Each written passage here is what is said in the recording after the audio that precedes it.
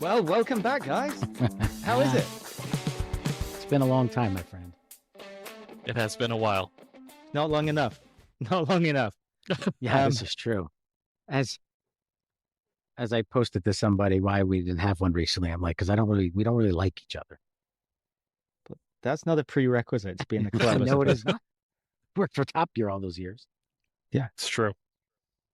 And there's some background noise, Anand. What's going on, buddy? Oh, I am on the way home, all 12 and change hours from Georgia, with a brand new Grenadier, which is mine, finally. I don't know if anyone else will ever drive my truck. And yet, within 5 hours of owning one, you're a passenger in your own truck. Oh, yeah, 100%. Yeah. Less than 5 hours of ownership. All right. Well, how did you tell us about your day? We know a little bit from off air, but tell everybody about your day today. Wonderful 6 a.m. flight, at which the plane went completely dark as we left the gate because the APU decided to die, and we got towed back to the gate, and they messed around with it for a half hour, and magically they're like, oh, we're good. We have power again. So a little late, an hour and change spent in Atlanta traffic, getting from the airport to Regal, and a few minutes of signing paperwork later. I own a Grenadier, finally. Which is fantastic. A few minutes. Everything was done beforehand. Finances were all taken care of before arrival. So literally walk in, 6, 7 signatures, and a lot of chatting with the wonderful folks down there and on the road. Wow, that's efficient. Did you get my cooler? Comment? Your cooler has ice and some beverages in it right now. It's working wonderfully. You're testing it for me. You're testing it for me. Yeah, exactly. This is good. Yes. Did you, like we had said before, but did you get any sleep last night? 4 hours, maybe 5. 4 hours. Tops. Oh, that's enough, man. Yeah. Plenty to reset. You're not even driving. No, not Take right it now, at serious. least. Enjoy the Recaros. They are comfy, man. How's the cabin temperature? It is beautifully kept at 66 degrees at the moment. The HVAC works wonderfully. I'm sure it does. Although I do have some water on my driver's side floor mat, so that's a wonderful feature. Well, just wait till you open the door in a rainstorm. Yeah, exactly. Or like happened to me, the door lock sticks and then you can't close the door in the rainstorm. I told you just need some rope and make a Spanish windlass and just pull the two doors towards each other. Yes. Safety and security. That's right. It's a secondary seatbelt as well. I did somewhat jokingly think about bringing a towel just in case the Safari windows leak, but Do yours live leak? dangerously. No. There's no leaks. I just got the foot wash. Yeah. Which was great on Saturday. Did you have dirty boots? Because I was in the mud. I'll see. Yeah, but they weren't boots. It was tennis shoes sort of things. They were Vans, and yeah, they're basically toast now. But yeah, that's good. The HVAC, I'm going to pull my punches and say it's terrible. But that's just down to my particular vehicle, I think. The kids are nice and warm in the back, and in the front, it's anything but. So as long as they're happy, then that sort of makes me happy, I suppose. Yeah, I don't know if they did in the UK, but here in the States, there was a game show I got in the mornings called Let's Make a Deal. And it was like, what's behind door number 1, what's behind door number 2, or what's behind door number 3, and you could negotiate everything. Well, that's how I feel. Like, what temperature is coming out of vent number 1? Which temperature is coming out of vent number 2? And which temperature is coming out of vent number 3? Because they're all different. But I got my truck. I'm okay. So I'm testing this right mine now. Started off really good. Krabby, all of my vents are the same temperature. You suck. Thanks. Okay. That makes me feel, mine was the same when I first got it. And it's slowly devolving. It's turning itself into a Defender. Of which I have passed many, many today. I mean, proper ones or new ones? No, not proper ones. In Atlanta and Birmingham, all I've seen so far have been 110s and 130 new ones. Yeah, I'm sure though that the mud is caked on him from working on the farm. That's the only time, right? So you guys don't know this, but I've never owned a classic Land Rover, as in the 110s or the series ones. I came super, super close to getting the lightweight ones, which I bitterly regret because that's perfect in the winter. But I've never driven one of the old Defenders or series Land Rovers on a sealed road, on a real road. It's exclusively been on farm tracks. Yeah. And, basically learned to drive in one of those things, but never on a real road. How wild's that? For years, that's like 40 years at this point. You know what? I bet you there's a good chunk of Americans who, although it would not have been a proper Land Rover, learned to drive on farms too. It just may have been in a Jeep or in an F-150 or whatever. But I mean, certainly not where I grew up. But I think that actually is probably more common than you think. It's just the vehicles are different. Yeah, and then we moved from the Land Rover to thinking we could rally and went into a thing called a Talbot Sunbeam, which was a lot of fun. And I think we blew it up in the end. I think it was a classic case of over-revving after hitting a tree or something. But it was good fun. It was good fun. Just for the folks at home, because I am the king of diverging from the actual conversation.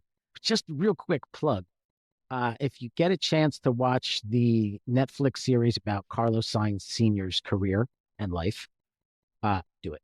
It was really, really good. I'm a rally guy from back in the day, and I thought it was awesome. I don't know if you guys get a chance to watch it. It was really good. It was it's like a six-part thing, I think, and I think it was on Netflix. Better or worse than Audi versus Lancia? Different. Just different. It talks about how he started his career and then went through all the stuff that went crazy with the WRC and him and Colin McRae in 95 and all that. And then it sort of talks about his resurgence now as a 3-time winning Dakar driver at the age of 60. He just won it this year in the Audi e-tron or whatever they call it. That's 60 years old. And that's pretty awesome. So let's start the rumor now that Sir Jim's trying to tap him on the shoulder to do the Grenadier and the Dakar rally. Yeah. Well, as well as the London to Cape Town run. That's the one I want to see them do. It's a perfect vehicle for that. Yeah. Yeah, Singapore's already been done, so. Yeah, but the London Cape Town's held by Land Rover. I know. So was London to Singapore. Yeah, but the Cape Town one's like the one. Really? It's the original one. It started off in the 20s. Oh, well, then it wasn't a Land Rover thing originally. No, it was basically a race to see who could do it first. Right. Okay. The history of that one's like crazy. It's like the Paris Peking. It's nuts. Right. Which I don't know anything about any of that. No, I only know about the Land Rover one to Singapore because I read the book. Yeah. Anyway, right. What's that got to do with your own vehicle? Absolutely nothing. So welcome back, everybody. Correct.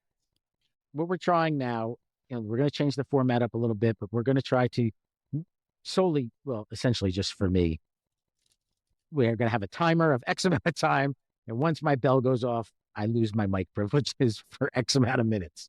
Well, this is season 2. Yes, it is season 2, version 2, 2.0. Technically, this would be series 2, right? With the British background. Oh my gosh. Am I going to admit to being Americanified? Oh, you have been Americanified. I've seen what you eat. Oh, my diet's gone appalling since I came to this country. Oh, man. Oh. Yeah. Not that the traditional British food is any healthier. No. Oh, my word. Yeah. So in our time off, in our self-enforced hiatuses, which is a brand new word I just made on the fly, we've got 2 new vehicles from our favorite brand, I think we can call it now. We are officially unofficial, so we're good. That's right. There's an electric one, then there's a pickup truck. There is, and there will be. So, yeah. Let's talk about the electric one first, because that one, the info's a bit thin on the ground. All right. And especially as Nan's driving, he can't really look at any notes, which is going to be a lot of fun. Well, let me just start. The day the email came out, I was in the Poconos with my Land Rover club in my Grenadier when that email came out, or that announcement. And I'm sure it's not just me. I didn't even know how to say the word. I still don't really know how to say the word. Fusilier, whatever. Anyway, in the naming Is scheme, that it? Is that all you got? that's all I'm going with. I'm just moving on. It's called a Fusilier. Yeah. So anyway, it's an interesting name. It's one that I didn't ever use the word Grenadier prior to all this either. And I don't know how well that's going to lend itself to the American market in terms of naming. But it looks like a weird sort of original Jeep Liberty, which I guess was the Cherokee elsewhere in the world once it stopped being like to stop being the boxy one. Didn't it become the... No, I think the Liberty was only here. Or is that? No. No? No. All right. I must have missed that because it was so I thought fabulous. the rest of the world got the Liberty. I had one, though. It was just called the Cherokee. They didn't call it the Liberty. The rest of the world is full of fascists, so they want to use Liberty. We don't do politics. He means in cars. Okay, so you can argue that the Grenadier is like a weird offspring of a proper Defender and a proper G-Wagon. Then the offspring got together with a Jeep Liberty and gave birth to this Fusilier, or whatever it's called. Fusilier. Fusilier, yeah. And it's an interesting looking vehicle. As you said, the information out there is sketchy at best. My gut reaction is it's not going to be very good in terms of its range because it's still big and heavy. Well, it's not that it's big. It's still shaped like a brick and heavy. And then once you factor in the weight of the batteries, it gets even heavier. You're assuming it's going to be heavy.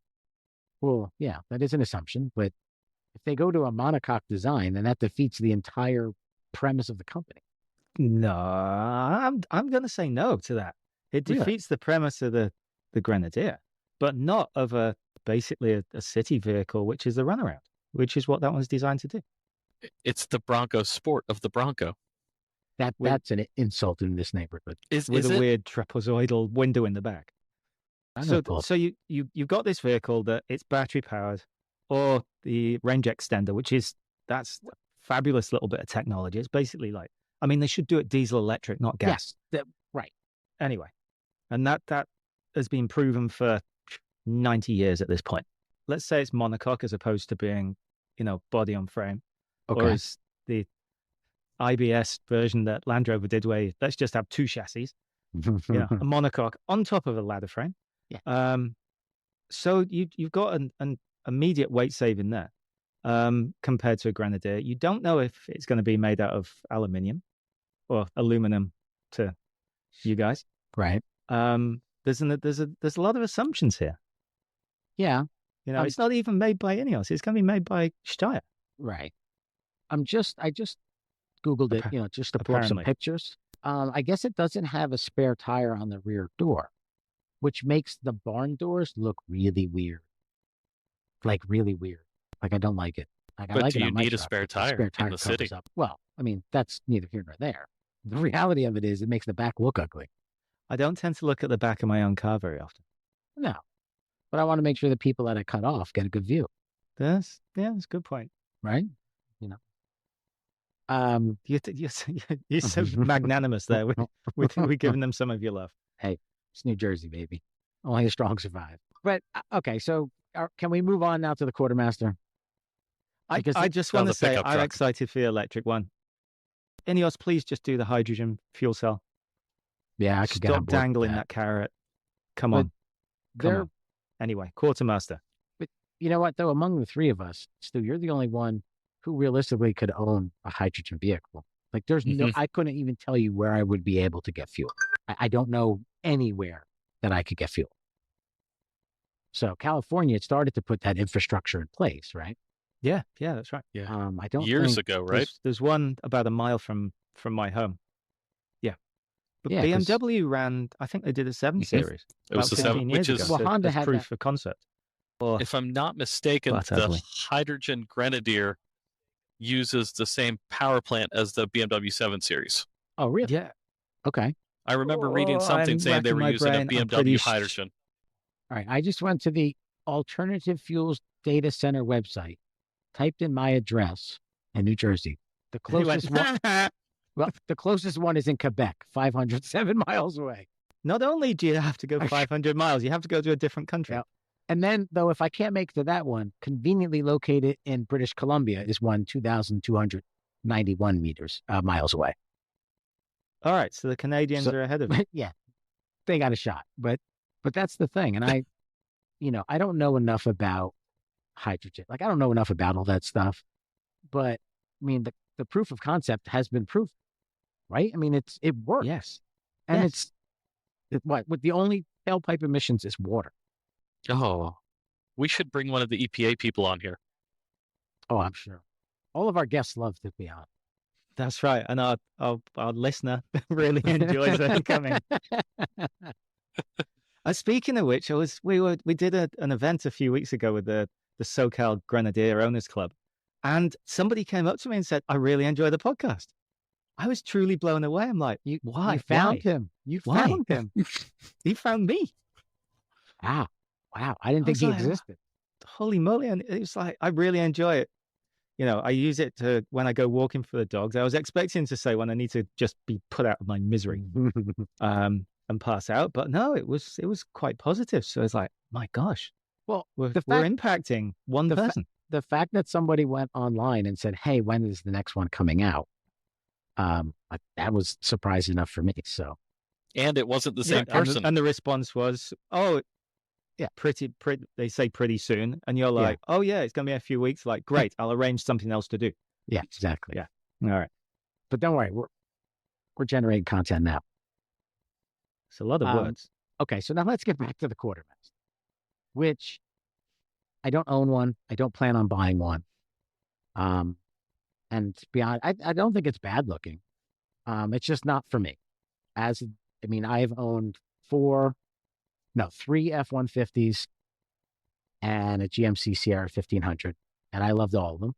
I thought they all were great. I thought they were great looking, and because we're fortunate, or at least where I live, I mean, having a full-size American pickup is not a big deal here.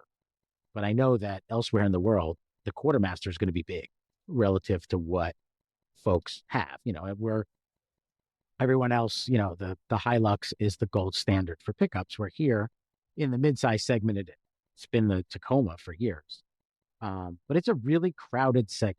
And that's one of the things that I am very interested to see how it plays out. Because I think it's for the typical American, and I guess you could say this of the Grenadier itself, but I think for the typical American interested in a pickup, the Quartermaster is a hard sell when you look at the numbers. Well, you're going to go and buy a Ranger. Well, yeah, at half the price. That's a typical person will go and buy a Ranger because a typical person doesn't need 90% of the stuff that it does or is capable of. Mm-hmm. Yeah. The typical person that owns a pickup truck doesn't need a pickup truck. They can be done with a sedan. I don't agree with that 100%. In that day-to-day, yeah, of course. Do I need my Grenadier day-to-day to get to work? No. Okay, when I had pickups that I needed to go to work, I mean, that could only serve that purpose? No. But I tell you what, on the weekend, when you go and you have to get anything, there's no guilt about chucking stuff in the back of a pickup. Which I'll be honest, because I'm kind of a, like, this sounds pathetic, I know, but I blame WeatherTech. So I had to put a bunch of crates of softballs in my truck one day, and they're like old milk crates and they're dirty. And I put down a tarp in the back of my Grenadier. Now, if I pick up, I would just chuck them in and not even think twice. Because if it gets scratched, well, that's kind of what it's for. But I don't feel that way about a $100,000 truck. I'm trying not to, at least. So if you dropped $100,000 on your Supermax King Ranch massage seat cooling thing, would you do the same thing? Yeah, my Raptor. It was shit in the back all the time. See, there you go. You just blown our universal rating for this show. Well, no, we said earlier I was mistaken. It is not family friendly. No, not now. Yeah, not now. It just depends on who's in the family. Unfriendly. Yes. from my family to yours. But seriously. So hang on. So your perception is that the Grenadier is more precious than your $100,000 other truck? Yes, I know that sounds really weird, but yeah, it is, and it doesn't stack up on paper. I don't like the inside of my vehicles to get scratched up. I don't. I'm in the same boat. I'm with you on that one. So, but the bed of my trucks, they were all covered in bed liner, like that black, bed liner paint is. And you just chuck stuff in there and who cares? It's the bed of a truck. I don't know. That's how it's weird. I'm sure it is very weird.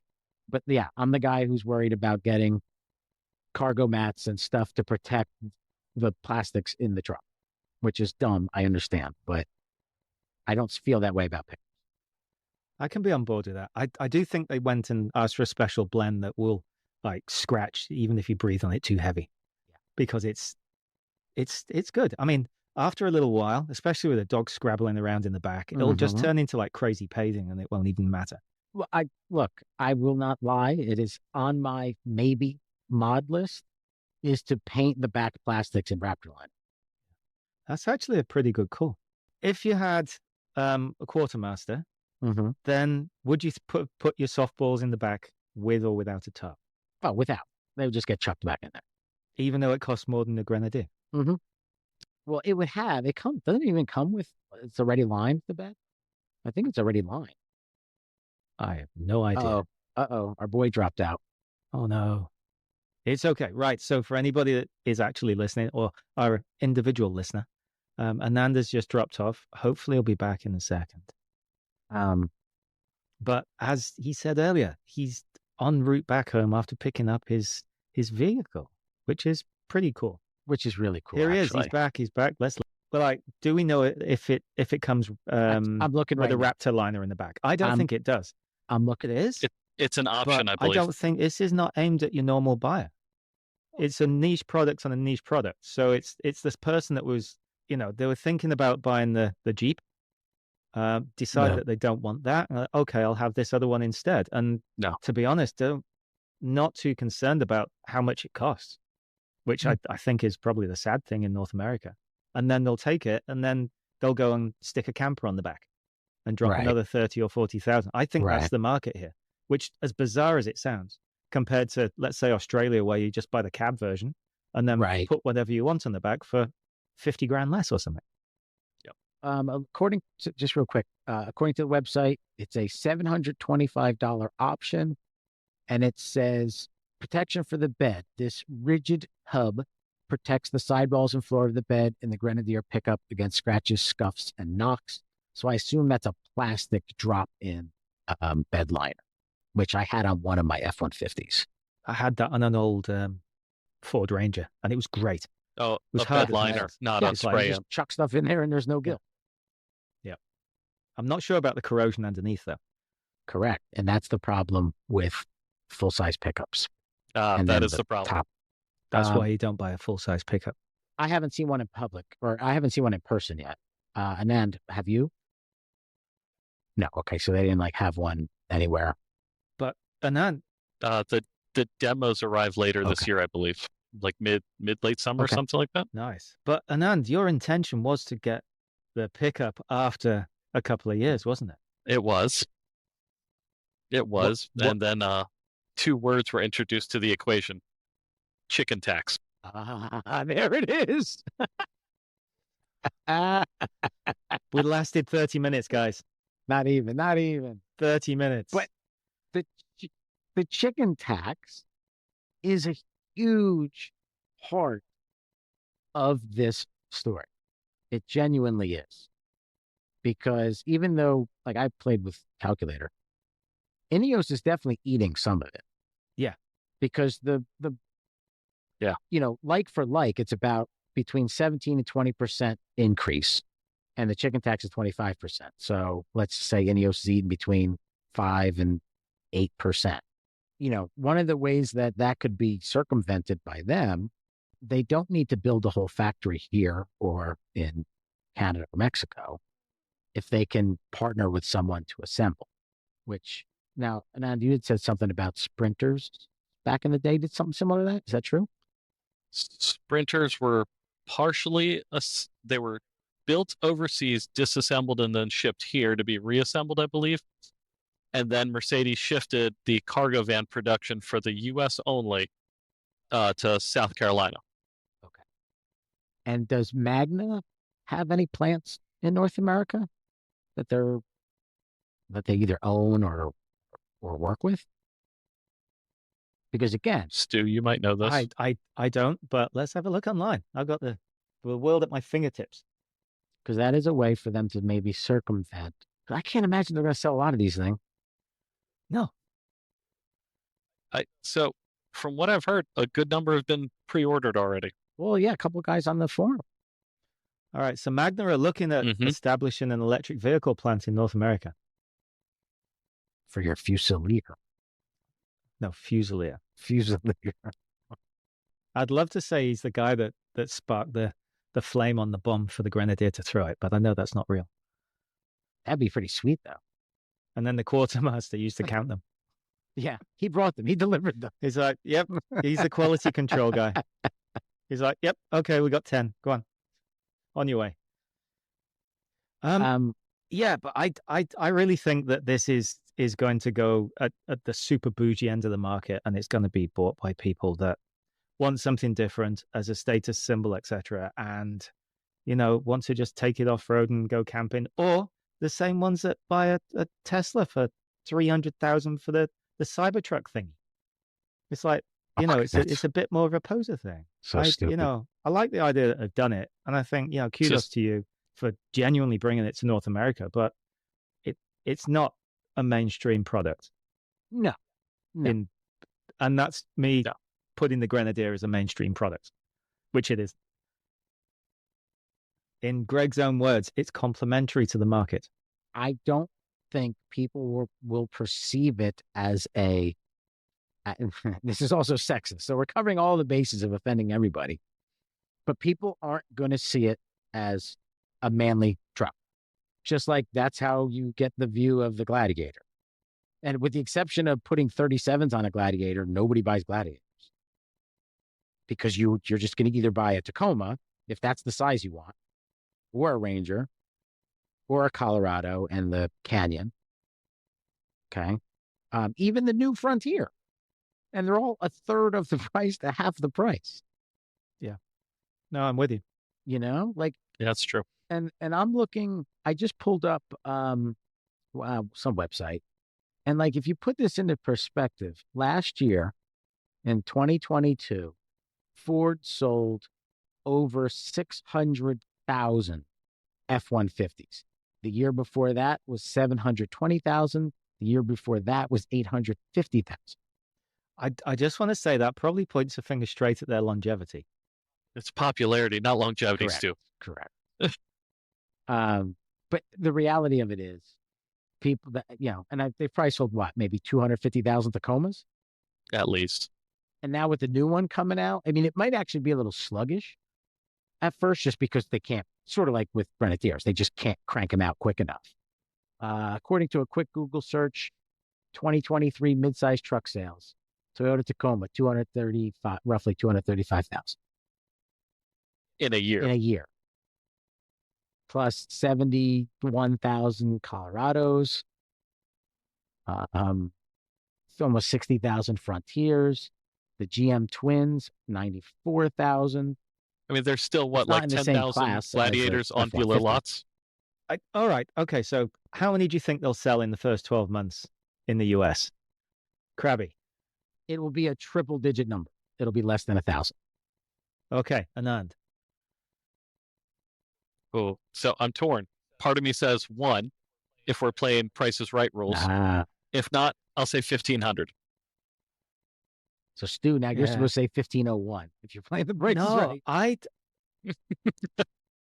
I think they're going to do a little bit more than 1,500, but I'll come in at 2,000. I just don't see it.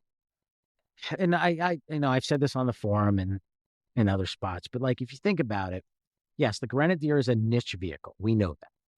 A niche vehicle, however you say that. But in America, it truly has no direct competitor. Okay, there are other SUVs, which is really what we call them in the States. You guys, call them wagons, whatever. But there's nothing like a 2,500 level SUV in America.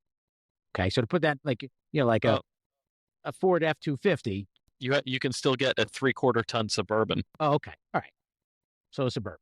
But point being, it fits a niche that doesn't really have much competition. And if you want something hardcore, which is why a lot of us bought it, that's really your only option. When it comes to pickups, you literally have 7 quality choices that are just mid-size, plus 4 legitimate full-size options in Ford, GM, Dodge, and Toyota. It does have competition.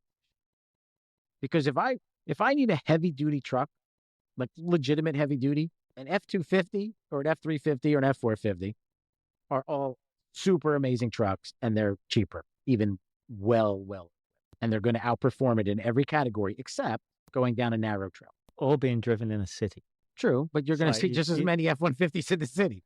Oh, yeah, but, for the super heavy-duty trucks that you're talking about, then things are massive. But the one thing that we're not even factoring in here is want and desire, right? That's the elephant in the room. It's like the car buying people in North America are weird as far as the rest of the world is concerned because you're obsessed with changing it every 3 years. Yes, and that is a different... Right? And that's not... That just isn't what you do. You buy a car, probably run it into the ground or keep it for 5 or 6 years. Yeah, that's not how it works No, here. It isn't. I mean, I know people that do leases on a 12 months rolling basis because they want to have the newest thing. I mean, the amount of cash that they're hemorrhaging is insane. But that gets back to the fact that you've got a populace here that has compared to other parts of the world, a really large disposable income to just blow on a vehicle that they don't need, but that they really want and they like. And I mean, full disclosure, that's me. So you are the person that they're pitching a Quartermaster at. Just in terms of owning a vehicle because I want it. I mean, for all intents and purposes, yes. And all the jokes about that I always make about the Fit, but the Fit is an amazing little car. It does everything I want. Do you know somebody else? There's somebody else that everybody will know that agrees with you. Jeff Bezos has a Fit. Does he really? Yes, no. He does. He does. Interesting. I read it on the internet the other day. So it's got to be real. Was it in color? Was it in color? That one was. In color. That one was. And there was so much advertising in the background. I'm like, yeah, it's got to be real. So, but I mean, the reality is all 3 of us, right? That would get the job done. Even with 2 kids, it would still get the job done. And so absolutely. It's totally a selfish purchase. I don't claim any other reason. Yeah. I mean, that's why my wife calls it the apocalypse car. Yeah. And yesterday she was like, I hate this thing. Yeah. I'm like, I'm glad that you didn't get to test drive it. Otherwise it would have been vetoed. But yeah, the pickup, the Quartermaster, I think it's going to really, really form the lifestyle market here, as opposed to anything else. I want it to succeed. I of course I do, because I think that's just going to further push the brand and just make the Ineos world better. But I just have trouble believing it. And until Greg said it that day, I would have bet lots of money it was never going to come. That's right. I'm surprised. And the first place that came out was on the forum. It was. Somebody asked the question and they answered it and said, yep, we're bringing it to North America. Yeah. No, he said it when in person to us. Yeah, that was after. That was 3 months later. Yeah. And I queried it and said, is this real? And they went, yes. Oh my gosh. Okay. Yeah.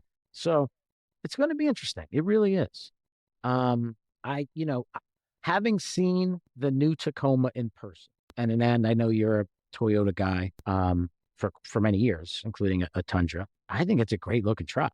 They're going to sell thousands upon thousands of new Tacomas. And now you're going to enter the market at the same time. Yeah, I guess the one benefit is that the Quartermaster will be delayed, 9 months after Tacoma, but it should be on the market the same time as, I know they're not direct competitors, but same time as a 4Runner. And then the Land Cruiser too, which it's weird. It's like the same truck, and it's not, but it is. Let's save that conversation for a later date, because that one's a rabbit hole. It's like, wow. Yeah. I just want to point. Yes. Can I just point something out? So I just went to the Ineos website. And so if I was going to buy, it would be an Ineos Quartermaster Bellstaff Trial Master. Would be I don't think they could fit that on my registration card. I'd love to see the sticker down the side. Right. It's like one of the Porsche ones from the early 80s that had Carrera down the side in blue and white. Yeah. I mean, it's a ridiculously long name. Why did they should stick turbo on the end just because it goes faster? And it's real. It's got one. It has two. Oh, yeah. Here it'll have one. Or two, depending on where you are. The diesel has twin turbo.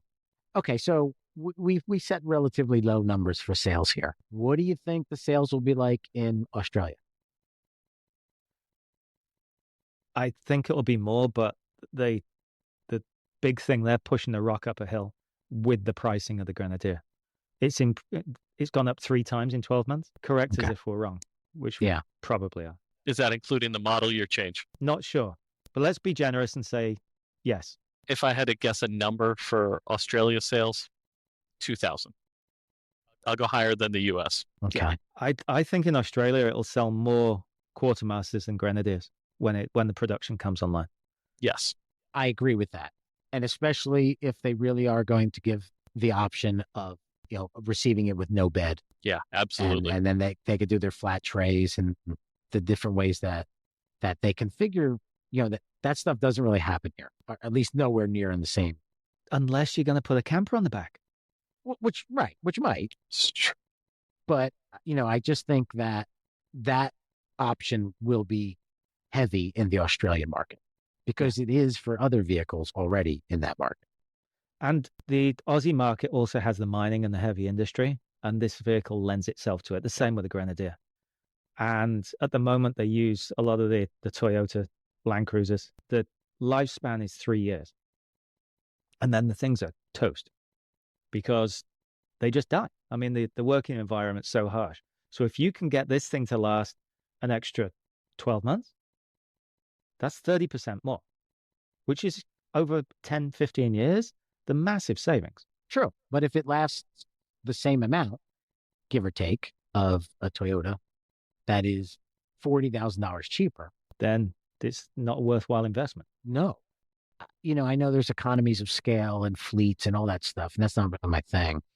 But the battle to get into the mining world, I think, for other companies, not Ineos affiliated companies, just, Joe Schmo, Corey, or whatever,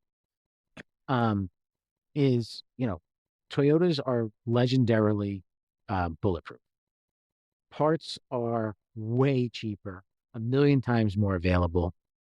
Like all those things stack up from a corporate vehicle standpoint that makes the whole niche thing kind of pointless. Yeah, but with regards to the heavy industry, they keep their own stock of spares. You're not going to your dealer and go, this axle broke. It's like you have one. Okay. You're not driving on real roads and stuff. It's self-contained. So you keep the mechanics there and the engineers. It's like, okay, well, go and weld that up. You're the apprentice. Go practice your welding. And that's it. And you just bodge it to keep it going. So you've got the nothing ever leaves. No, it doesn't. It just dies there. And then it probably just gets left in the field. Mm-hmm. But you've got this thing of, you've got the cost of buying it, even if it's 20% more, because they're buying so many, then obviously those margins are going to change a little bit. But you've also got the cost of ongoing maintenance. And if that's less, and that's where the field or the commercial operations come in, which is a totally different field that, we only know a little bit about that. Nothing about the numbers, but I think it's going to be successful there if the longevity of the vehicle proves itself. Okay. Yeah. I agree with Anand that's saying that sales will be considerably higher in Australia than America. Definitely. But it'll be interesting to see how it pans out. One of the things that I'll just throw out there stateside about mid-size and full-size trucks, and this is so stereotypical, but a lot of dudes you see getting out of full-size pickups are big dudes, like big guys. They buy King Ranches because the seats are nice and big and comfy for bigger people. And I don't have that problem. Yeah. I'm not a big person at all. But like, that's a part of the American lifestyle that makes those more appealing, I think, to people. Yeah. So. Very much so. I mean, you got the long distance touring thing as well, which is all in the mix. But all right, so if you're going to put you on the spot again, where do you think the first one will be sold? Meaning in North America? Yeah. Like not specific dealer, but no, geographically. I'm going to go with... Oh, hang on. Where do you think the demand will be biggest? California. LA. So people can go on the beach with it. 100%. There's very few beaches you can drive on. Well, true, but yeah, I know what you mean. I don't know. I'm Rhode Island. I'm going to go with Texas. Really? Yeah. Texas they don't have as many of the overland touring people. You buy a truck in Texas to work. I think it's a crime to buy a different pickup in Texas. I don't think you can buy an Ineos. Especially considering that the manufacturers make Texas editions of trucks. Like an actual, that's true. Chevy makes one. Yeah. It's the Silverado Texas. They're not buying Quartermasters. I mean, you could have the caveat. You could have the caveat that Ineos are going to give them away as free to all of the senior management that are based in Texas. That could be a different story, though. It lets them, and someone on the forum, and I don't remember who, and so I can't give direct credit, but someone did point out that if you look at the big picture, though, Ineos bringing them to America doesn't really cost them any more than bringing in a Grenadier. I mean, everything from the backseat forward is exactly the same, right? I mean, there's no difference at all. You know what I mean? It's not like they've created a whole new model to try to compete in that segment, if that makes sense. Yeah, it's a derivative, isn't it? Right. That, instead of a couple sheets of glass and two barn doors, you have just a bed. It'll be interesting. I'm looking forward to seeing one in person. Hopefully I'll get to do that before too long. Yeah, I'm sure we'll see them on the road soon enough. Yeah. Well, there's maybe we could be sent a demo. Yes. I'll put a Krabby and Stew sticker right on the back. Hang on. We did spend 10 minutes just slating it. But that's okay. All right. We're not too proud to eat our hat. But wait, no. Wait, let's just throw this out there, though. We weren't ripping on the truck itself so much as its place in America. Yeah. I'm sure it'll be The one thing I do know is our listener, it does not work for Ineos, so it's falling on deaf ears. Maybe the dog can help. But there we are. Dogs love trucks. They do. Mine loves the back of mine. The Grenadier, actually. He's very happy back there. Yeah. Happier than in the Disco? I'd say with the Disco, with the fact that the rear window had like the little drop down bit, he could sit down and still look out the back. Whereas this, he's got to sort of sit up a bit more, but he gets more privacy. So there's that as well. Because that's a big thing to a weird mixed breed dog. He genuinely has shame. So, all right, here we go. That's our Quartermaster update. All right, on that note, thank you very much and goodbye. All right. What's the first mod you're going to do, Anand? Have you made any mods already? The first one awaits me at home. Which is? The ultimate available from